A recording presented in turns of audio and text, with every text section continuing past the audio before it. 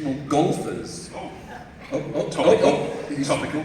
Would you? Oh yes. Yeah, I was watching it this morning. Yeah, me too. They're doing very well. Would you choose to make up your ideal four-ball? Okay, easy. Rory McIlroy, absolutely love him. Tiger Woods. And then, unfortunately, he's no longer with us, but Seve Ballesteros, who was just the greatest, I think, of all time. Right. In terms of his flamboyancy, his character that he brought to the game, and the shot making, it's really boring for people, but his shot making ability was just so special. He was a magician. And one of those would you choose to partner with in match play? Probably like Tiger Woods. I mean, Tiger was just. I think Tiger's the greatest of all time, without doubt. The GOAT. And which course would you play at with Tiger? Ooh, it'd have to be St Andrews, the old course, the original, the OG. When you get a script, what are the things you look out for, and what are the expectations that the script needs to match? To make you want to play the role? It's not as if I say, oh, it's got to have this and it's got to have that. I think it's something that happens very naturally through the process of reading it. But what I do know is that I normally know whether it's something that I'm interested in or has grabbed me by about the fourth or fifth page. So I'll always read the first 20 pages of something, for sure. But good writing is like good music, I suppose. You just hear it and it appeals to your, it's a sensory thing for me. And I guess that's something that over the years I've distilled that process as well. I can smell BS quite easily. And I can sort of, there's red flags as well that I look out for in scripts these days.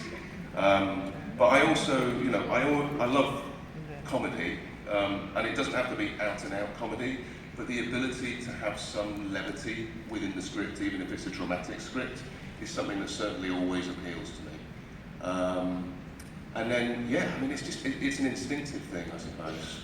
It really is. Does the character grab you more, or the plot? Or is it a combination? It's a combination normally. Obviously, you're always looking at it through a very selfish lens to start with. What am I going to be doing in this? But, there's things that I've read before where my character hasn't appeared for many, many pages, and I can't wait for them to appear by the time they have them, because I'm really into the story already. In fact, that thing I was talking about I did last year, my character doesn't appear for quite a lot of it in the first episode, but I was just loving reading it, because it was just a really fantastic story, and very unique sort of characters and storytelling of something that we have seen many times before, but it was just a different take on it. Have you found it change though, where you read a script, you think you understand it, and then you talk to the director, and suddenly think, ooh. Yeah, a lot. There are times where a director's vision will certainly be a selling point, for sure, because there are things that aren't necessarily on the page, and then when somebody explains, oh, this is what I want to do with this, and this is what I want to do with that, that certainly helps the process. And of course, if it's a director whose work that I've admired before, a piece of work that they've done, I'm like, oh, I'd love to work with that person. They do sort of change the way you sort of perceive things, I suppose. But yeah, it's a combination of all of them. But like good writing is the foundation to all of it, which is why it was so important to have this writer's strike for writers to get the recognition that they deserve. Because unless you live with a writer like I do,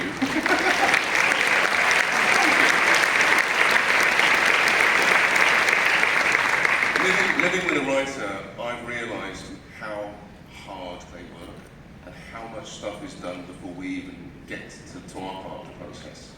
So, it's something I have a huge amount of admiration for sure. Okay, so since